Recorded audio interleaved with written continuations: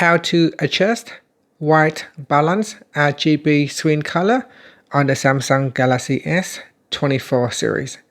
First, tap on the home button to go back to the home screen. From the home screen, swipe down at the top, then tap on the settings icon. Next, in the settings page, go down and tap on display. Next, we scroll down and then tap on screen mode.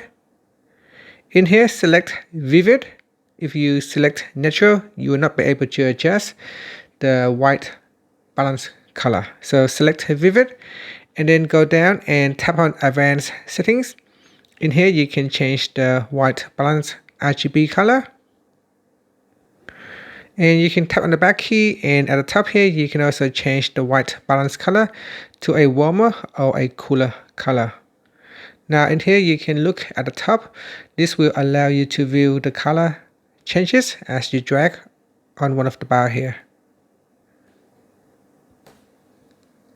And that's it. After, you can tap on the back key. So here I'm going to readjust that. Tap on the back key, and here I can readjust the white balance color to make it more cooler. And finally, tap on the home button to go back to the home screen. Thank you for watching this video. Please like and subscribe to my channel for more videos.